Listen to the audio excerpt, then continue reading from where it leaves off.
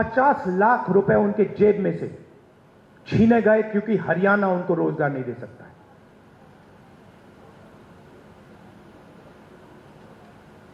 कहां गए? किसके हाथ में गए? क्यों गए?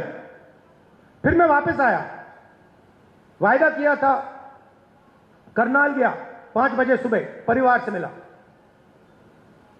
वीडियो कॉल चल रही है। मैं सोच रहा हूं ये हो क्या रहा है। एक तरफ अमेरिका में डैलस में 20-25 युवा, हिंदुस्तान का फ्यूचर वहां बैठा हुआ है, इस तरफ माताएं, बहनें, बेटे, हम बातचीत कर रहे हैं। मैं परिवार से बोल रहा हूं और बात करते हुए एक छोटा सा लड़का देव दौड़ता हुआ कंप्यूटर के पास जाता है, कंप्यूटर को ऐसे पढ़ता है, पकड़ता है, चिल्लाता है, पापा पापा पापा पापा वापस आओ। पापा मुस्कुरा रहा है। मैंने देखा ये मुस्कुराना नहीं चाहता है, ये रोना चाहता है, मगर इसको अपने बेटे के सामने मुस्कुराना पड़ रहा है। क्यों? क्योंकि उसके जेब में से हर रोज पैसा निकाला जाता है। उसे कहा जाता है महंगाई है। क्यों है? क्योंकि अंबानी और अदानी जैसे लोग हिंदुस्तान के किसानों से, मजदूरों से उनका हक छीनते हैं, उनकी कमाई का पैसा छीनते हैं। हर रोज होता है।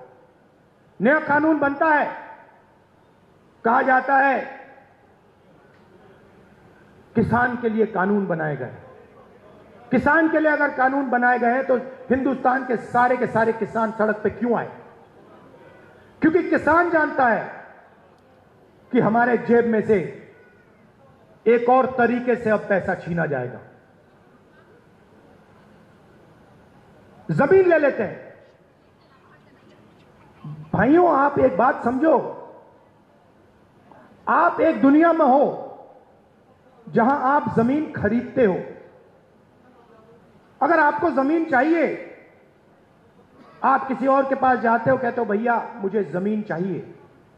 वो आपसे कहता है ये 50 लाख की जमीन है, 50 लाख रुपए दो, 1 करोड़ रुपए दो, मैं आपको जमीन दूंगा।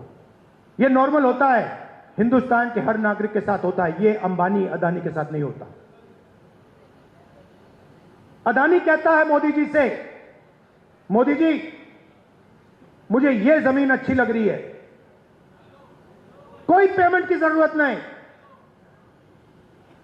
हिंदुस्तान के किसान को परे कर दिया जाता है। नया शब्द विकास। विकास के लिए जमीन चाहिए। किसकी जमीन? गरीबों की जमीन, किसानों की जमीन। अमीरों की जमीन नहीं चाहिए विकास के लिए। मतलब अदानी जी से 1 एकड़ कभी नहीं लिया गया विकास के लिए। अंबानी से 1 एकड़ नहीं लिया गया विकास के लिए। हिंदुस्तान के किसानों से रोज विकास के लिए जमीन ली जाएगी। खेत खत्म हो गए, धान नहीं खरीदा जाता, सही रेट नहीं मिलता, फिर आप भगते हो सेना की ओर। आप कहते हो चलो यहां काम नहीं हुआ, चलो आर्मी में जाते हैं, बॉर्डर पे खड़े हो जाएंगे, देशभक्ति की आग है उसे जलाएंगे और वहां खड़े हो जाएंगे। फिर मोदी जी कहते हैं नहीं भैया, वहां से भी हम आपके जेब में से चोरी करेंगे। यह अग्निवीर स्कीम नहीं है, यह गलतफहमी में मत रहिए। यह जवानों की पेंशन चोरी करने का तरीका है। सीधी सी बात है।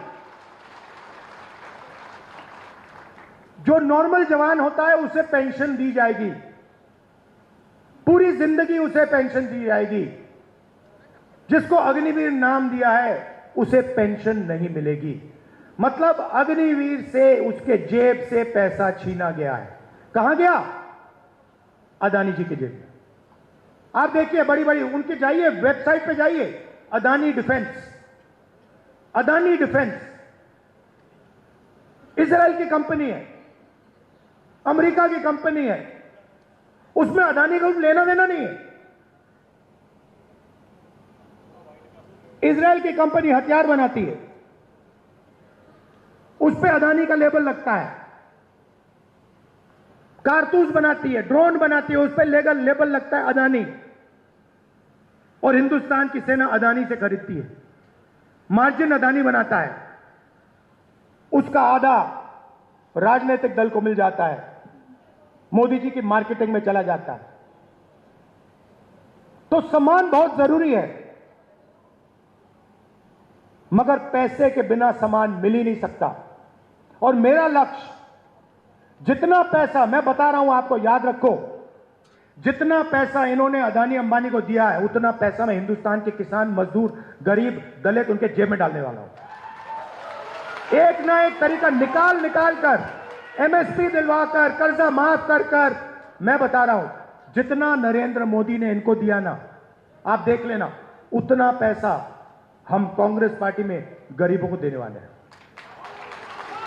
सिंपल सी बात है, सिंपल सी बात है।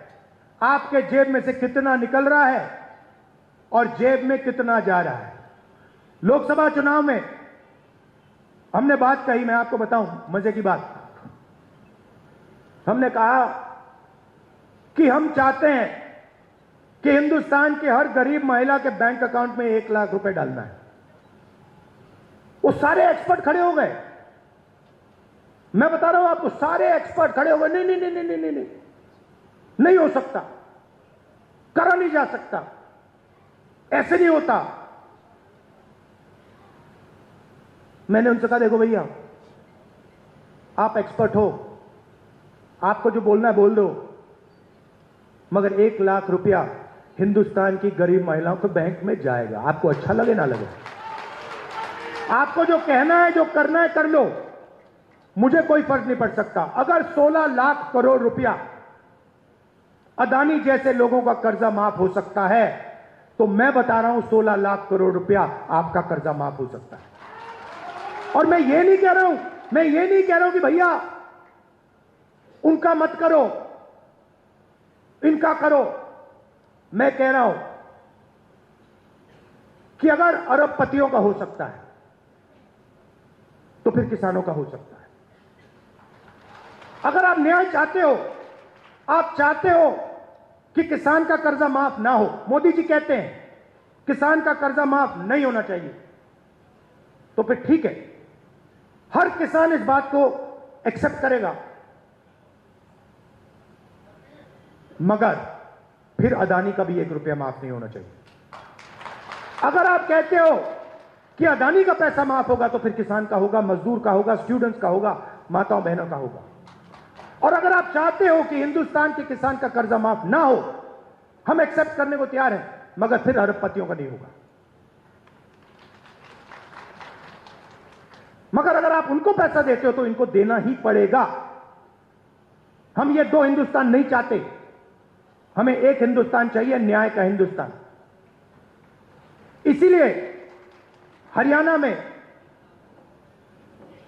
हमने 3-4 कदम लिए हैं, और इन चीजों का लक्ष्य एक ही है, आपके बैंक अकाउंट में पैसा डालना।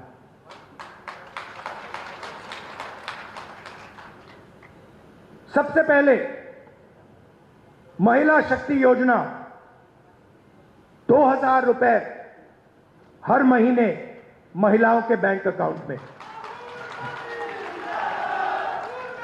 आजकल गैस सिलेंडर कितने का है? कितने का लगता है गैस सिलेंडर? 1200, 700 रुपए, मतलब 500 रुपए का गैस सिलेंडर में लगेगा, 700 रुपए आपके बचेंगे, जेब में 700 रुपए जाएंगे। सामाजिक सुरक्षा, जो ओल्ड पेंशन स्कीम है, उसको हम फिर से लागू करेंगे, और 6000 रुपए हर महीने के विधवाओं को, बुजुर्ग लोगों को और डिसेबल्ड लोगों के बैंक अकाउंट में जाएगा।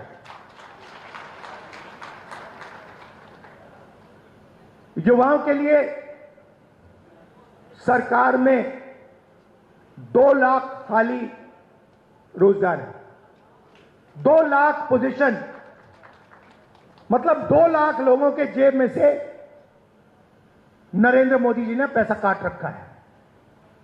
2 लाख युवाओं को हम वो सरकारी पोजीशन देने जा रहे हैं और सबको, हर जात को, सब लोगों को न्याय के साथ, रिस्पेक्ट के साथ ये 2 लाख पोजीशन दी जाएंगी। सीधा आपके जेब में पैसा जाएगा हर महीने बैंक अकाउंट में। किसान को गारंटीड एमएसपी हरियाणा में, और जो अभी आपका धान नहीं खरीदा जा रहा है, चुनाव खत्म होते ही, कांग्रेस की सरकार आते ही आपके बैंक अकाउंट में धान के लिए पैसा जाना शुरू हो जाएगा। 100 गज के प्लॉट 3.5 लाख रुपए 2 बेडरूम के मकान के लिए गरीब लोगों के लिए हम देने जा रहे हैं। 300 यूनिट फ्री बिजली और 25 लाख रुपए हेल्थ इंश्योरेंस के लिए हरियाणा की सरकार हरियाणा के गरीब लोगों को देगी। ये देखिए, और आखिरी बात, जो सबसे जरूरी बात, जाति जनगणना। मुझे यह पता लगाना है कि इस देश में कौन से जात के कितने लोग हैं। आप देखिए, आज दिल्ली की सरकार देखिए, 90 अफसर हिंदुस्तान की सरकार चलाते हैं। ओबीसी की आबादी कम से कम 50%, दलित की आबादी 15%, आदिवासी 8%, माइनॉरिटी 15%, उसको आप जोड़ेंगे 90% हो जाता है। 90 अफसर में से जो हिंदुस्तान के बजट को बांटते हैं, सब निर्णय लेते हैं, जो हमें आके कहते हैं कि भैया नहीं, गरीबों को पैसा नहीं दिया जा सकता, नहीं किसानों का कर्जा माफ नहीं किया जा सकता, नहीं बीमा का पैसा नहीं, एकदम नहीं दिया जा सकता, वही लोग 90 में से 3 ओबीसी वर्ग के हैं। आबादी 50%, 90 में से 3, और 5% बजट का निर्णय वो लेते हैं, और पीछे छोटे छोटे कमरों में उनको बंद कर रखा है। बड़ी मिनिस्ट्री में नहीं मिलेगी उनको, छोटी सी मिनिस्ट्री मिलेगी। बड़ी मिनिस्ट्री में वही 8-9% के लोग, उन्हीं परिवारों के लोग, काम चलता जाएगा। दलित 15% है।